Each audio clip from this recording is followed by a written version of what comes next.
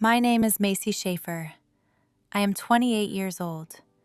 For 6 years, I served as a sergeant in the United States Army, a non-commissioned officer rank where you are responsible for the tactical training, the welfare, and the very lives of a squad of soldiers. The kind of leader the military calls the backbone of the service, because we are the ones who turn high-level orders into reality on the ground. And at a promotion gala in San Antonio, held in the shimmering grand ballroom of the Grand Hyatt, my father stood before 300 guests in their dress blues and announced that I was the family's only failed recruit. For nearly a decade, my family had whispered that I was the slow one, the gear that didn't quite mesh with the high-performance machine of the Shaffer legacy. But when I returned from my deployment with a concussion, a traumatic brain injury sustained when an IED detonated near my HMMWV in the Korengal Valley, they didn't see a wounded NCO who had bled for her country. They saw a permanent stain on the Shaffer name. While my sister Sloane collected West Point honors and fast-track promotions to major, I was mocked at Canyon Lake dinner tables for my weakness and paid a fraction of what a civilian clerk would make just to stay invisible in the family business. But on that night in Military City, USA, a man I didn't recognize handed me a heavy cream envelope that would expose every lie my father had ever told about my service, my worth, and the legacy of the woman who actually built the Shaffer empire from the red dirt of Texas. I stood there in the shadows of that ballroom with my back straight, feeling the weight of the medals I wasn't allowed to wear, thinking that if I just disappeared into the darkness of the service hallway, maybe the shame would finally stop burning. I remember thinking, if I just walk away now, if I let them have this victory, maybe I can finally stop pretending that I'm still a part of this unit. I still believed that a colonel's word was law, and that my failure to be the perfect officer was a debt I could never fully repay to the man who gave me his name. You know, I've been carrying this part of the story for a long while now. And even as I sit here telling it, the air in the room feels a little thinner than it did a moment ago. It's a strange thing to realize how many of us are listening from different corners of the country, each carrying our own quiet weight and our own secrets. If you're with me today, I'd love for you to leave your city and state in the comments below, because I always love knowing where people are listening from. And please take a second to press the like button and subscribe if you believe that every veteran's story deserves to be heard with respect. I need you to stay with me for this next part, because the silence in that ballroom was only the beginning of a storm that had been brewing for 50 years. The Shaffer family didn't just live in San Antonio. They owned the very atmosphere of that city, with their names etched into the wings of the Veterans Hospital and their faces front and center at every Alamo-themed charity ball held under the Texas stars. My father, Garrison Shaffer, 54 years old, a retired colonel in the United States Army who had spent 30 years commanding brigades of several thousand soldiers and holding the power to move entire populations with a single tactical order. He ran Shaffer Global Logistics, a massive defense contracting empire that my grandmother, Martha, had built from a single supply warehouse near Fort Sam, Houston, back in 1965. By the time the calendar turned to 2024, the company was valued at $92 million. But to a man like my father, the only value that truly mattered was the one he could see on a promotion list or a West Point diploma. I was born with dyslexia, a diagnosis that came when I was 7.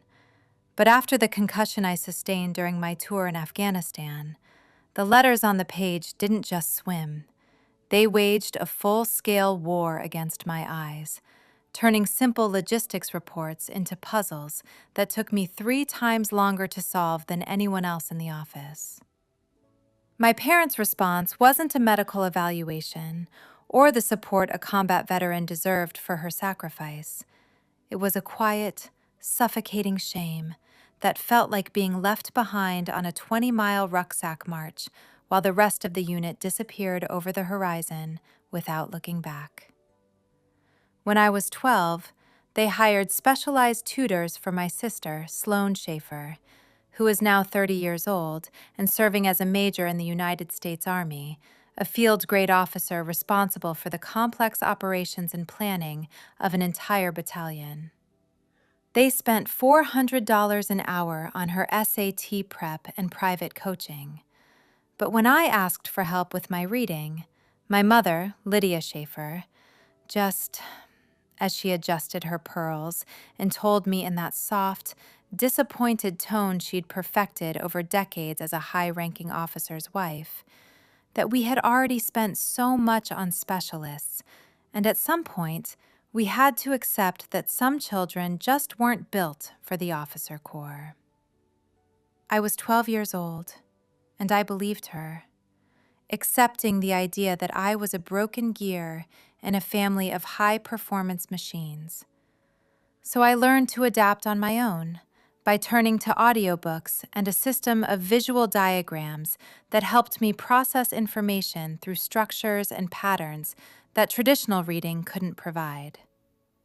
Every Sunday afternoon, I'd take the long drive out to my grandmother's ranch in the Texas Hill Country, where the live oaks twisted like old soldiers against the limestone ridges, and the air always smelled of dry cedar and cedar fever.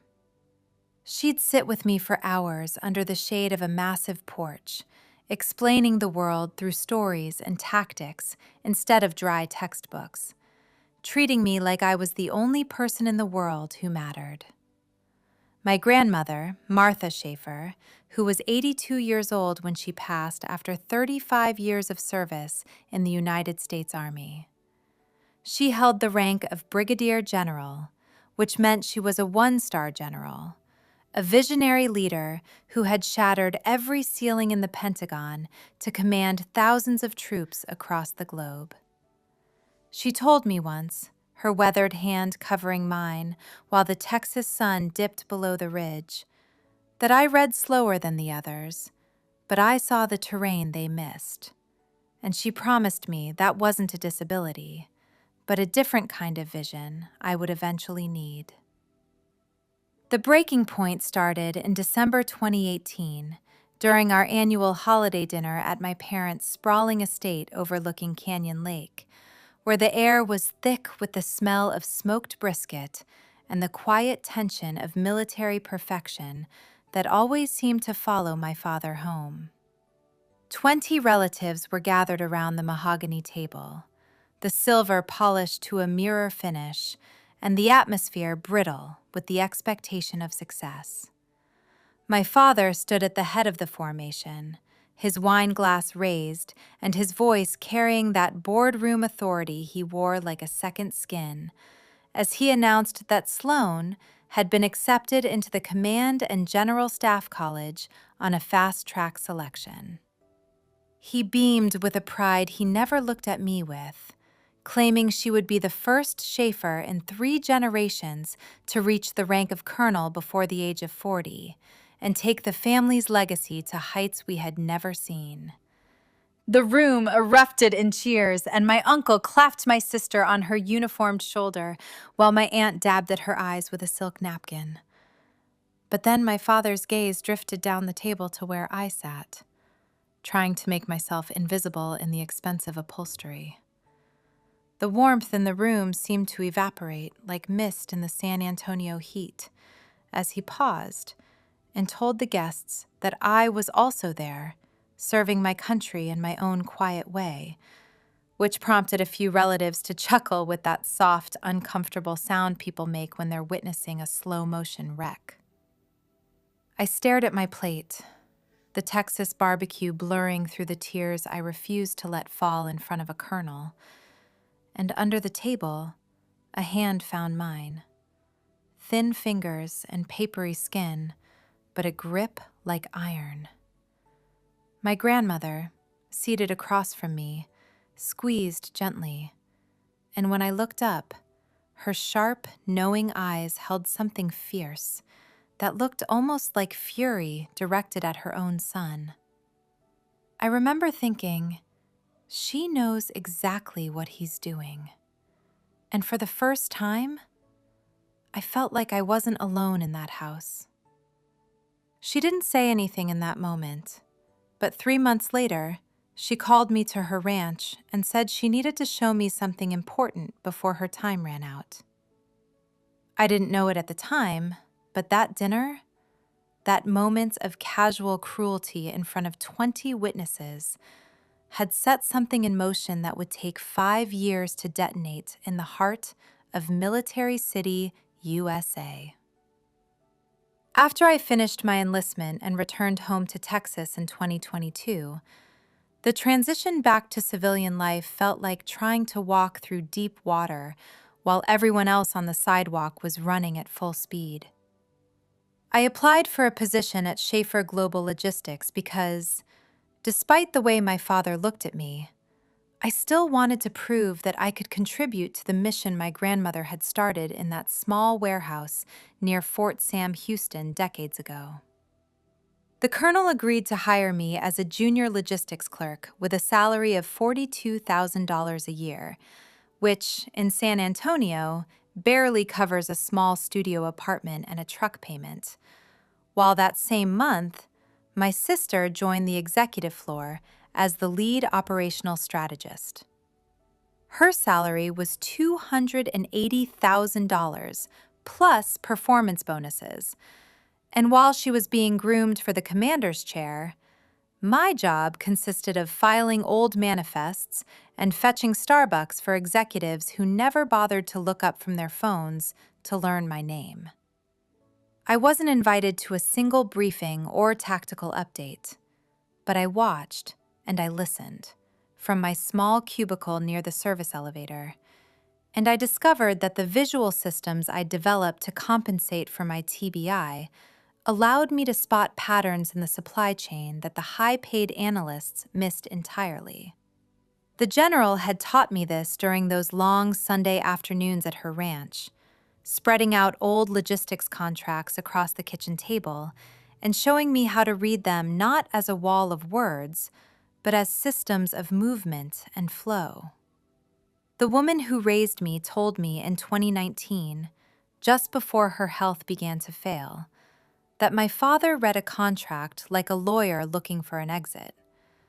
But she said I read them like an architect, seeing how every piece of the structure supported the weight of the whole.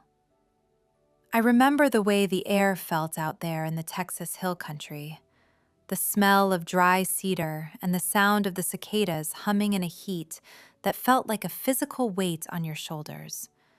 A pressure that never let up until the sun finally dipped below the limestone ridges. I kept telling myself it was fine, that I was just being sensitive or reading too much into the way the room went quiet when I walked in. And I think most of us know that feeling, when you can feel the floor shifting under your feet, but you keep walking like everything is level because you aren't ready to fall yet. It's that quiet lie we tell ourselves to keep the peace, even when the peace is slowly eroding who we are from the inside out.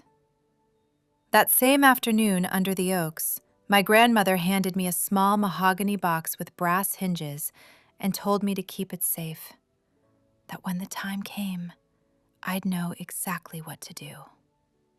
I drove back to my small apartment in Alamo Heights, the heavy wood of the box resting on the passenger seat of my old Ford truck like a piece of ordnance that hadn't been fused yet, its weight a constant presence against the upholstery.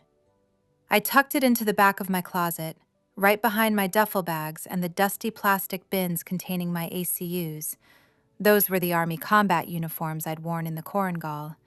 Heavy fabric I still couldn't bring myself to wash because they still smelled faintly of diesel and the red dust of a valley that felt 1,000,000 miles away from San Antonio.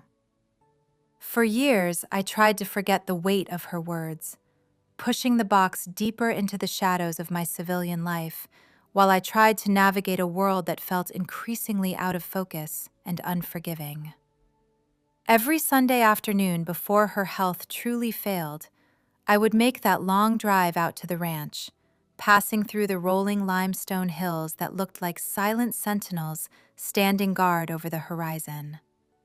My grandmother, Martha Shaffer, was 82 then, and though her once vigorous frame had grown thin under her favorite army cardigan, her presence still commanded the room like she was standing on a parade ground in front of a full division.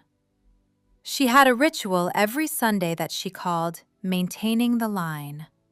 She would sit on her porch with a soft cloth and a bottle of brass polish, meticulously cleaning the buttons of her old dress blue uniform, even though she hadn't worn it in a decade. She told me it was about the small things, the quiet acts of loyalty to the version of yourself you promised the world you would be when you first took the oath.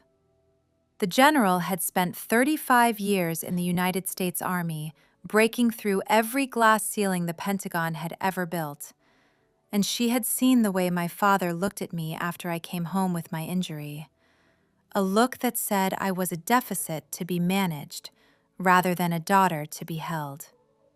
She knew he saw a broken gear where she saw a survivor who had held the line when things were at their worst. The walls of her ranch house were covered in the history of a woman who refused to be small. There were photos of her breaking ground on the first supply depot near Fort Sam Houston in 1965, and another of her shaking hands with the Secretary of the Army.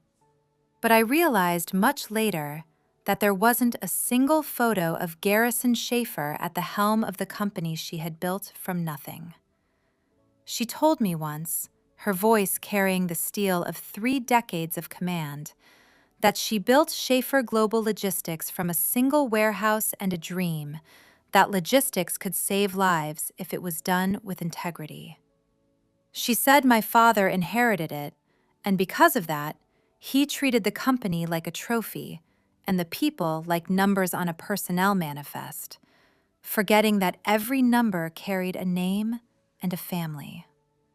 She leaned forward then, pressing her hand over mine with a strength that surprised me, and told me that he judged me by my OER, that's the Officer Evaluation Report, and my rank. But she judged me by the fact that I was still standing after everything the world had thrown at me. She told me I was the only one in the family who knew how to be a person when the uniform finally came off, and she made me promise never to let them make me feel small for the scars I carried. But the memory of her faith couldn't protect me from the cold reality of April 2024.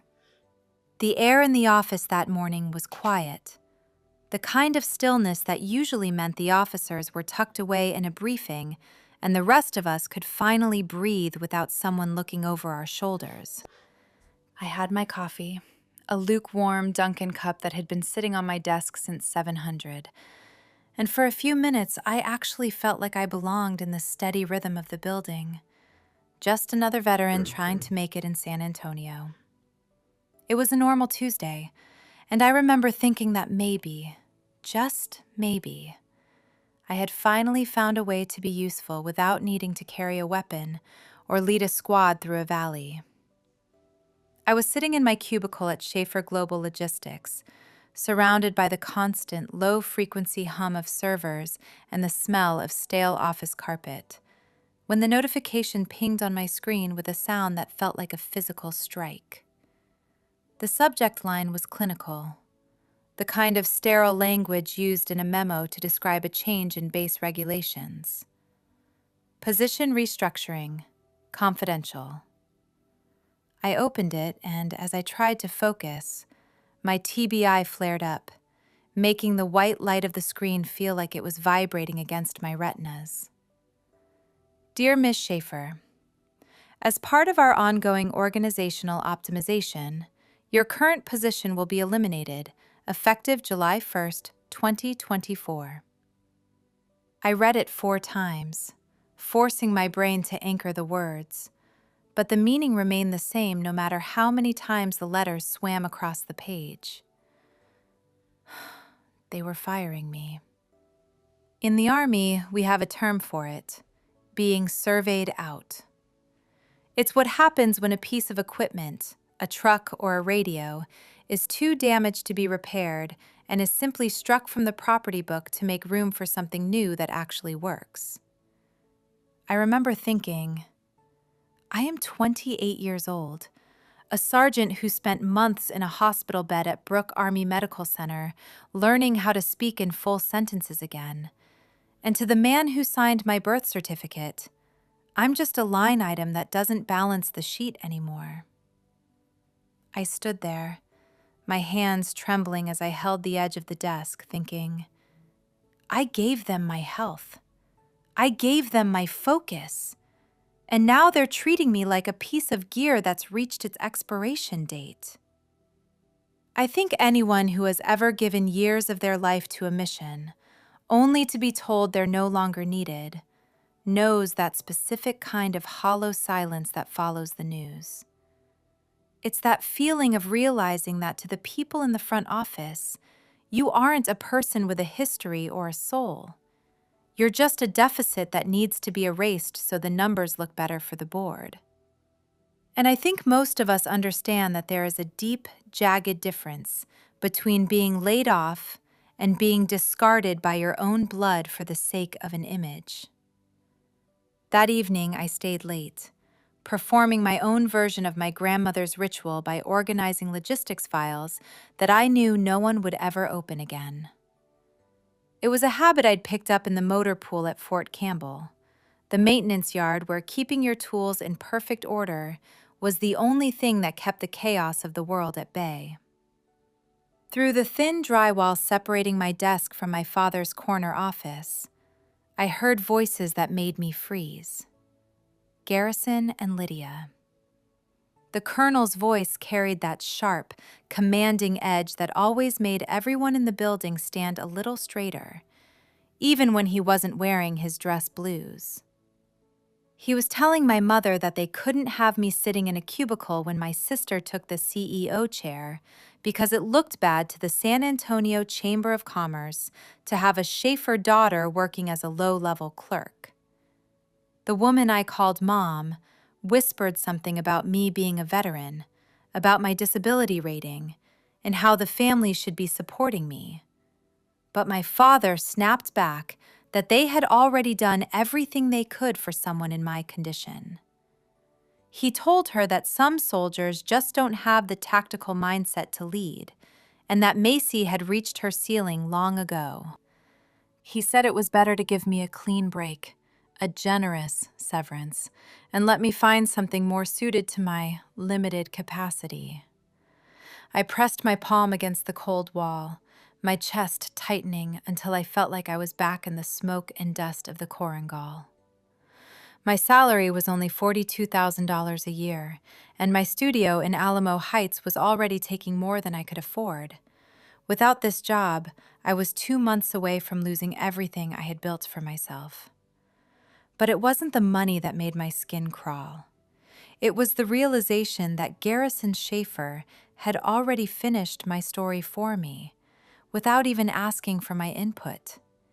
He had decided that my service, my injury, and my life were just obstacles to be moved out of the way for the perfect Shaffer daughter who didn't have scars that made people uncomfortable. I stood there in the dark, listening to the 2 people who were supposed to be my home base talk about me like a piece of equipment that had been surveyed and discarded in the trash. Honestly, this is the part that still sits with me. The part I still don't fully know how to explain to anyone who hasn't been in that hallway. You've been around long enough to know when something isn't right, when the people who are supposed to protect your rear guard are the ones pulling the trigger. Tell me in the comments, what would you have done if this was your family, if you were the one standing in that hallway? And please, Take a second to press the like button and subscribe if you believe that honor shouldn't have a ceiling. Because what my father decided to do next, I don't think anyone in San Antonio expected it, including her. I went home that night and sat on the floor of my closet, pulling the mahogany box from the shadows of my shoes and old gear. I didn't open it yet. I just ran my fingers over the cold brass hinges, thinking about the Major's promotion gala at the Grand Hyatt the next evening. I wondered if the Colonel had any more restructuring planned for the daughter who had actually seen the war he only talked about in boardrooms over expensive bourbon. I needed to know if I was crazy for holding on to that box, or if the General saw something in me that the rest of the Shaffer family was too blind or too proud to recognize.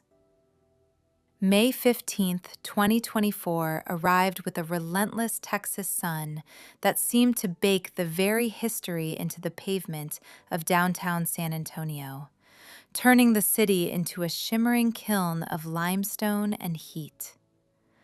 The grand ballroom of the Grand Hyatt was a sea of polished marble and shimmering crystal, filled with 350 guests who represented the absolute pinnacle of the military and business elite in Military City, USA. It was a room defined by the sharp lines of dress blue uniforms, the glint of silver stars on shoulders, and the heavy scent of expensive perfume and aged bourbon that clung to the air like a second skin. This was my father's kingdom, his theater of operations, the place where he performed the role of the great patriarch and the legendary colonel who had built a legacy for his family to carry forward into the next generation. I stood at the entrance, tugging at the hem of my simple black dress, a $79 find from a department store in the North Star Mall, feeling like a ghost in a room full of monuments dedicated to a version of the Army I no longer recognized. Everyone else glittered in designer gowns and tailored suits, their movements fluid and confident, while I felt the familiar itch of my concussion symptoms, the bright lights of the chandeliers causing a dull, rhythmic throb to start behind my eyes that made the entire ballroom feel like it was vibrating. I stood at the edge of the ballroom, watching the candlelight flicker against the polished silver, and for a moment, I actually felt a strange sense of peace because my mother had adjusted my collar earlier without sighing. I really believed that we were finally on the same side of the line, and that maybe, just for one night, I could be a daughter instead of a tactical liability to the Shaffer name. Lydia Shaffer intercepted me before I could even find a place to hide near the bar. Her gaze traveled from my drugstore makeup down to my scuffed heels, her lips pressing into a thin line that spoke volumes of the disappointment she had spent 20 years refining into a specialized art form. She told me in a low hiss beneath the swell of a string quartet that I couldn't have found anything more appropriate for my sister's night, a celebration of her reaching major and securing the future of the company. She told me to stay at table 27 near the service entrance and warned me not to embarrass the colonel in front of his peers by speaking out of turn or showing any sign of the struggle I carried. Table 27 was tucked in the very back of the ballroom, partially hidden behind a massive gilded pillar, a clear signal of my rank in the family hierarchy to everyone who passed by. My table mates were distant cousins and junior associates from Shaffer Global Logistics who didn't even know I had served a combat tour as a medic, treating me like a guest who had been invited out of a sense of obligation rather than love. At 8:30, the music stopped and the lights dimmed until a single spotlight illuminated the stage where my father stood, his champagne flute raised like a ceremonial sword. Garrison Shaffer began to speak, his voice booming with that effortless command that had led thousands of soldiers through the Middle East and across the boardrooms of Texas. He spoke of my sister's achievements at West Point, her record in the Judge Advocate General's Corps, and her recent promotion to major, which he described as the first step toward her inevitable seat at the head of the empire.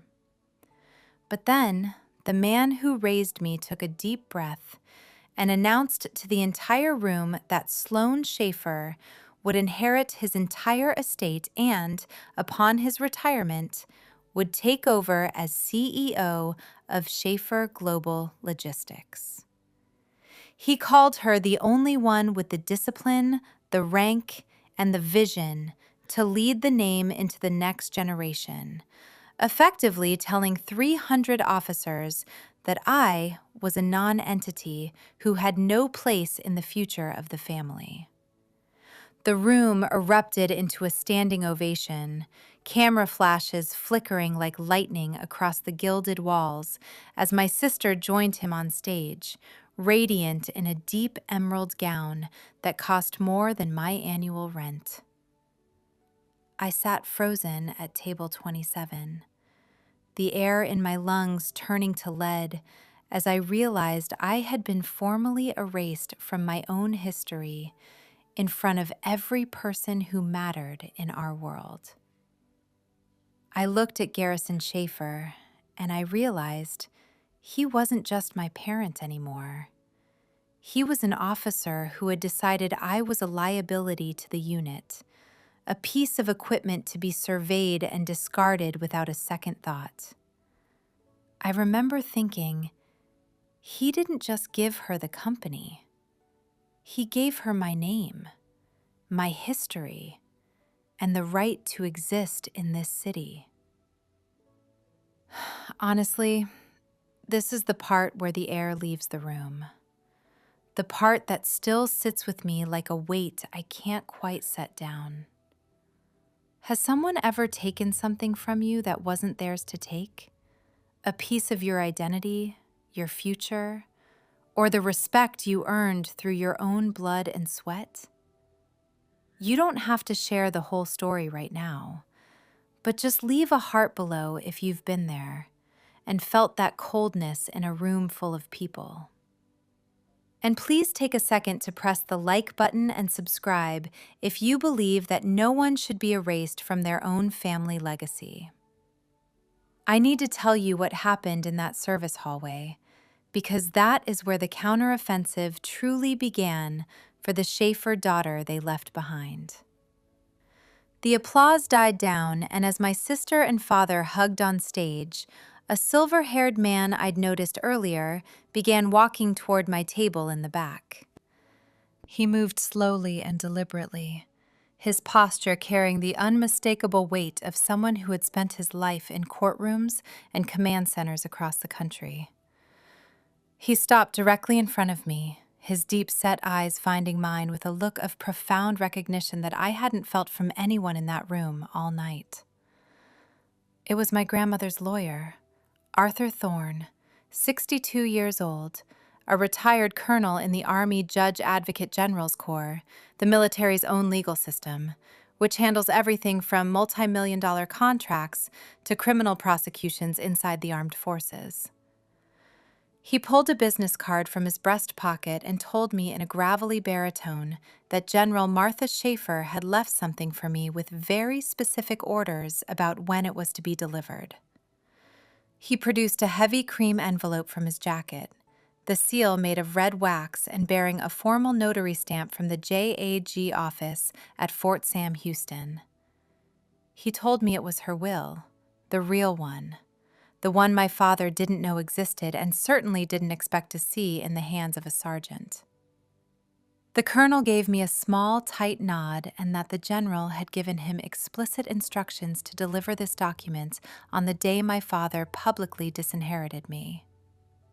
He told me that she had said, "By then, she'll be ready to lead." I took the envelope, the weight of the paper feeling like a loaded weapon in my hands, and I pushed through the heavy double doors into a service hallway, a narrow concrete artery where the fluorescent lights buzzed with a frantic, metallic energy that matched the racing of my heart. Inside were 3 pages of dense legal text, and I read slowly, my eyes tracing each word as if I were navigating a minefield, forcing the letters to stay still while my brain tried to scramble the patterns.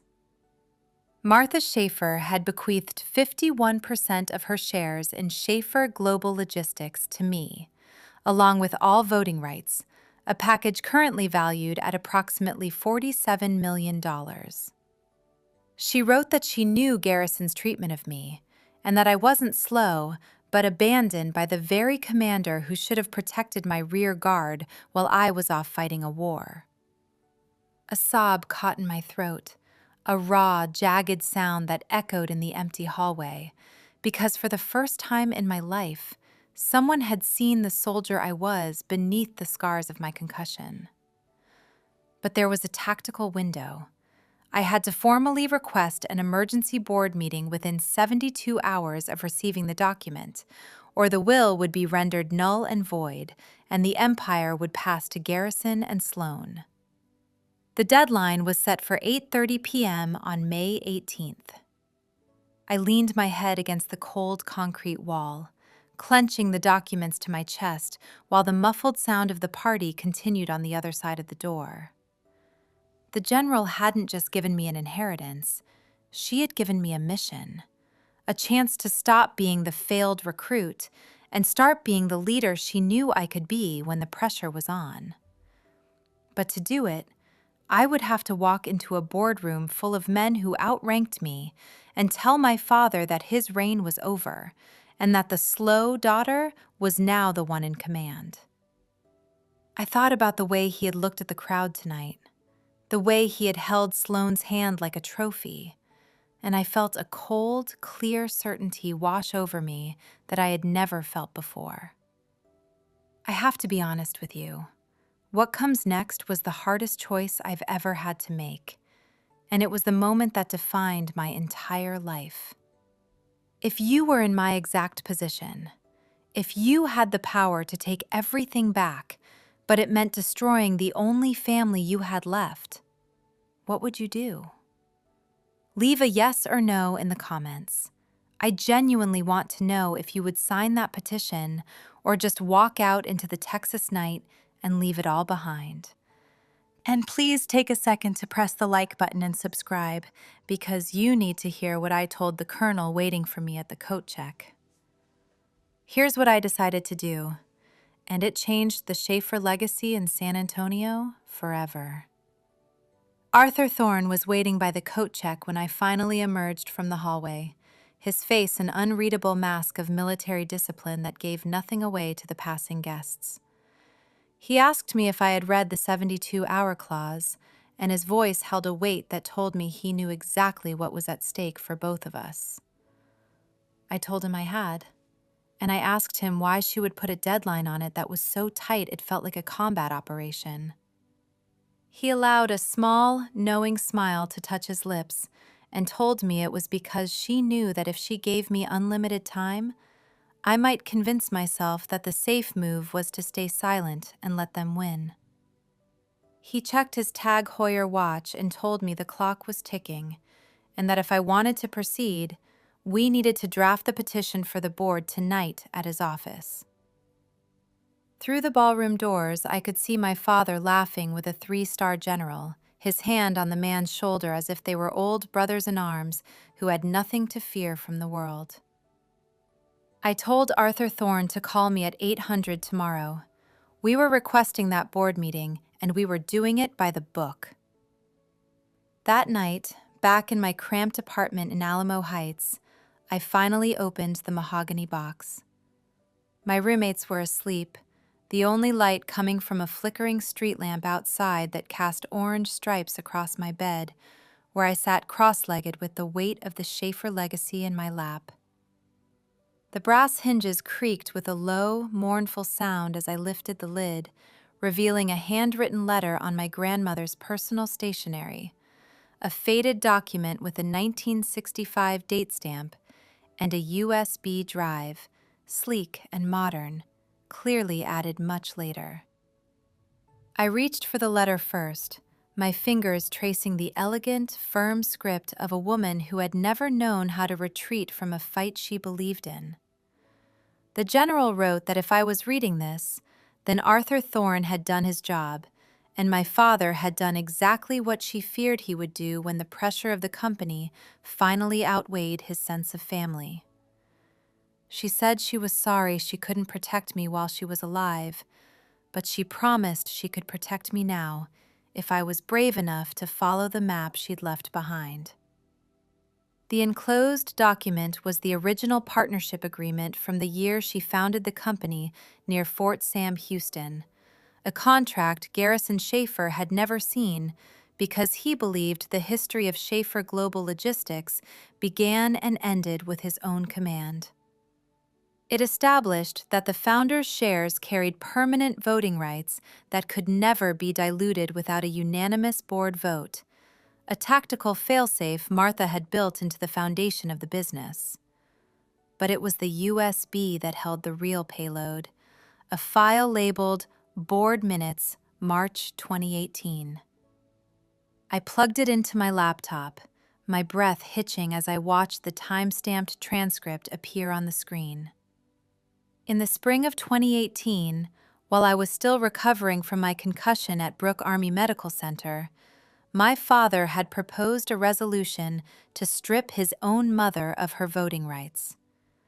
His stated reason to the board was that General Martha Shaffer was too old to understand modern defense contracts.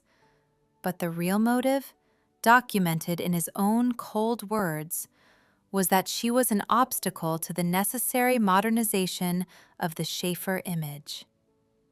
The colonel had tried to discharge his own mother from the company she built, using her age as a weapon the same way he used my injury against me in the office. I stood there thinking, I am supposed to report this through the chain of command, because that's what you're taught as a soldier. You trust the system to fix itself, and you trust your superiors to have integrity. But in this family, the chain of command was the rot, and the man at the top was the one who had rigged the explosives under the floorboards of our home. I felt a cold, sharp anger settle into my bones, a clarity that my TBI couldn't touch. And I realized that I wasn't just fighting for an inheritance. I was fighting for the woman who had been the only real commander I ever had. At 0900 the next morning, I made the call I'd been rehearsing in my head while the sun came up over the San Antonio skyline. A woman answered on the second ring, her voice carrying the unmistakable rasp of someone who had spent decades shouting over the roar of C-130 transport planes. It was my grandmother's oldest ally, Jeanette Rivers, 72 years old, a retired command sergeant major in the United States Army, which is the highest enlisted rank a soldier can reach. The person who acts as the primary advisor to commanders and the fierce advocate for every soldier in the unit. In the military, a command sergeant major is the backbone of the entire operation, the one who keeps the officers honest and ensures the mission doesn't trample the people carrying it out. Jeanette Rivers told me that she had been wondering when I'd finally pick up the radio and check in. She said she and my grandmother had built half of the logistics infrastructure in San Antonio back in the 70s, and that Martha had talked about me constantly during their Sunday lunches. I told her what I was planning to do, requesting the emergency board meeting, and I heard the rustle of papers as she shifted into mission mode immediately. She told me that Garrison wasn't as popular as he thought he was, and that his autocratic management style had alienated at least 4 board members who were just waiting for someone to lead a counteroffensive.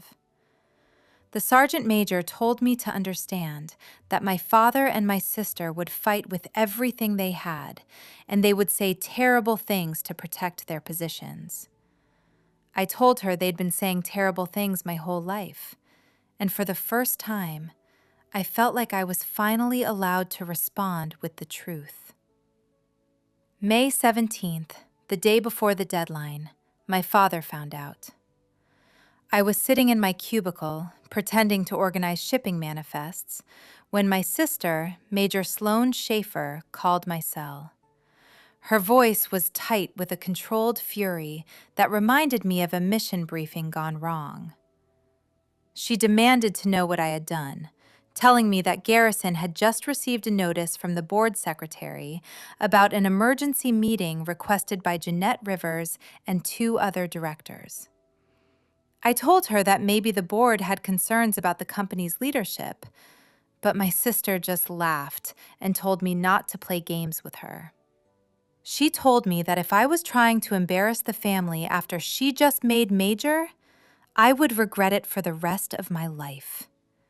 She said I could barely read a spreadsheet and that I wasn't a threat to anyone, just a distraction that needed to be managed.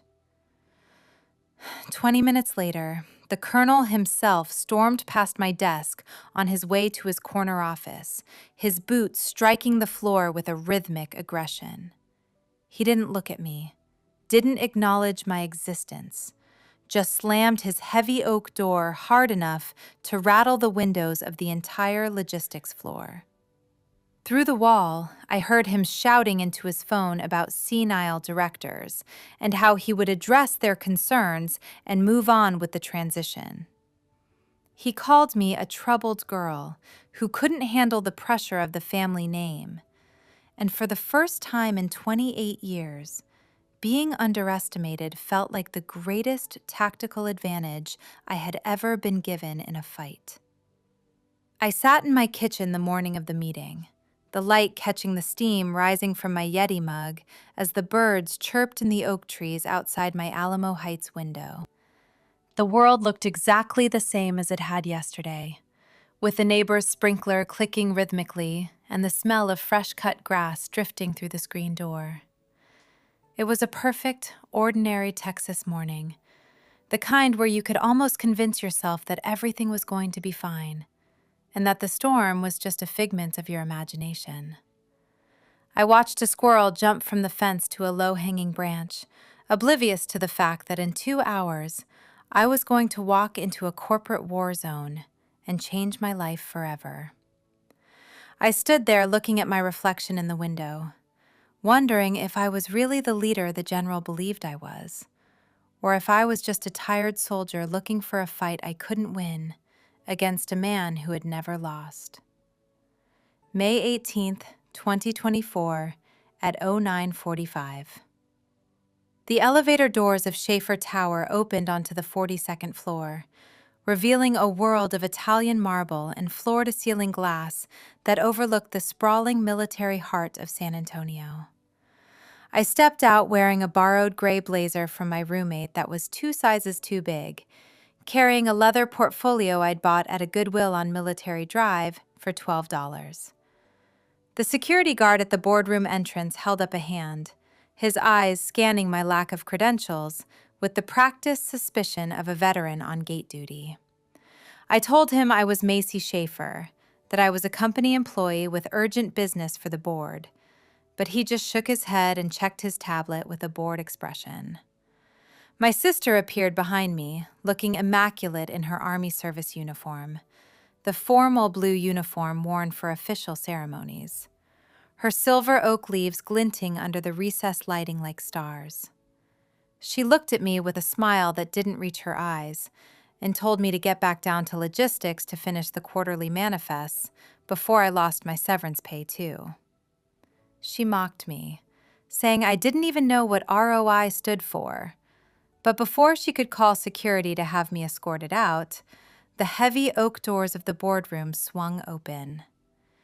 Jeanette Rivers appeared in the doorway, her presence carrying the weight of a woman who had spent 32 years making sure the United States Army ran on time and without excuses. She told the guard she had invited me and that I had standing to address the board, and she didn't leave any room for argument.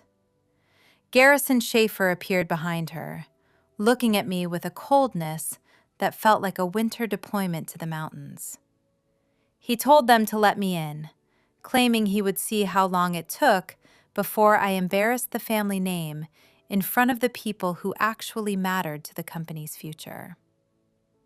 The boardroom was an oval of polished walnut, the walls lined with portraits of the officers who had led Shaffer Global Logistics, including my grandmother, Brigadier General Martha Shaffer, whose painted eyes seemed to watch me from above the fireplace with a look of quiet expectation. I was directed to a chair at the very end of the table, while the colonel took his place at the head of the formation, like he was presiding over a tribunal. Arthur Thorne sat in the corner with his briefcase, a silent sentinel in his gray suit, while Robert Hartley, 65 years old, a retired colonel in the Army, the board chairman who had served with my grandmother in Desert Storm, called the meeting to order. Jeanette Rivers stood and told the room that the matter concerned a document that affected the very ownership of the command. Then she yielded her time to me. All eyes turned to me, some curious, some bored, and my sisters dripping with a false sympathy that felt like a slap in the face.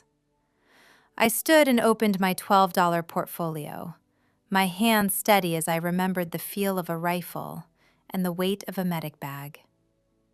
I told the board I wasn't there to talk about my logistics job, but to present the last will and testament of Martha Shaffer, notarized in September 2019 at Fort Sam Houston.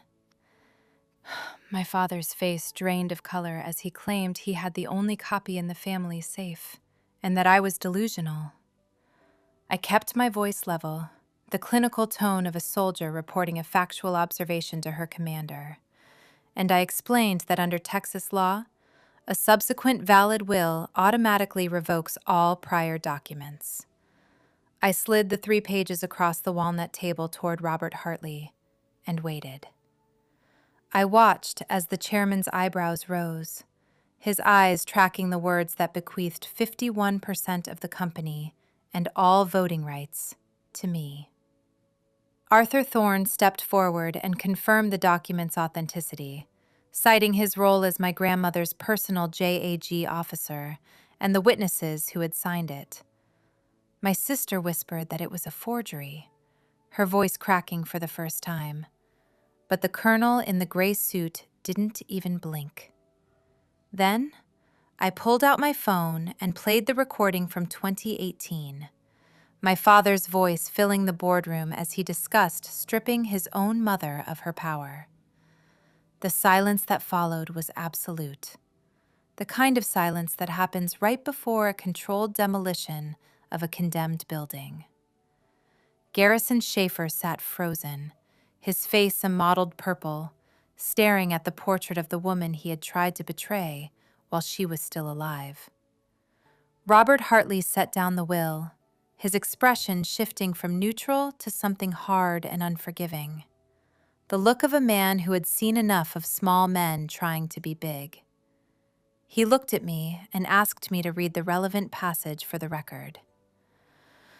I took a breath, the Texas sunlight catching the dust motes in the air, and I read the general's words aloud. She wrote that I was not slow, but abandoned by the people who should have loved me, and that she chose me to carry her legacy because I was the only one who understood the cost of it. I'm going to pause right here, because even now, I can still feel the weight of that room pressing down on me like a physical force. Before I tell you what happened to the colonel, what does justice look like to you in a situation like this, where a father's pride has blinded him to the truth of his own daughter? Drop it in the comments. Then, after you hear what actually happened in that boardroom, tell me, was it enough for the pain he caused? And please, take a second to press the like button and subscribe if you believe in the truth finally coming to light. What came next was something even Arthur Thorne said he had not seen in 30 years of practicing law in Military City, USA. Robert Hartley announced that the board recognized me as the majority shareholder of Shaffer Global Logistics, and he asked me if I had any motions I wished to bring forward for a vote.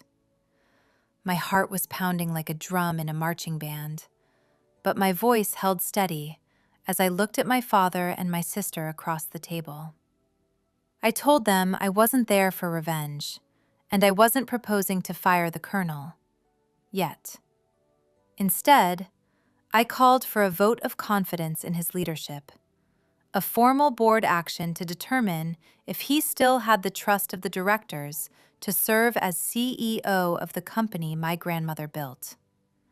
My sister jumped to her feet, calling it a spectacle and an insult to the uniform. But Jeanette Rivers seconded the motion without hesitation. When the hands went up, only 4 directors supported my father. 7 hands rose in opposition, including the chairman's. Robert Hartley announced that the motion carried and that my father had 30 days to tender his resignation. The colonel said nothing. He just looked at me, really looked at me. And for the first time in my life, I didn't see dismissal or disappointment in his eyes. I saw the recognition of a soldier who had been outmaneuvered by the very recruit he'd left for dead in the shadows. Garrison Shaffer signed his formal resignation letter on June 15, 2024, at 1600 hours, ending a 30-year career built on the assumption that he was the only one fit to lead. The board appointed Robert Hartley as the interim CEO, while I took my seat as a strategic advisor, a role that allowed me to use the visual patterns I saw in logistics to fix the inefficiencies my father had ignored for years. My sister, Sloane, took a leave of absence from the Army and entered therapy at a specialized clinic in Austin, finally admitting that the Golden Child armor she'd worn for 30 years had become a cage she couldn't escape on her own. My mother, Lydia, met me for lunch at a small cafe in the Pearl District every other week, and though our conversations were awkward and filled with the ghosts of 2 decades of silence, she was finally learning to see me as a woman instead of a problem to be managed. I sat in my new office on the 42nd floor, looking at the small mahogany box that now sat on my grandmother's old field desk. I had stayed in San Antonio, and though my family was fractured, the truth was finally out in the open, casting a long, honest shadow across the Texas hills. I stood there thinking. I stood my ground, and I found my way back to the line that matters. I just keep going, because that's what a soldier does when the mission changes.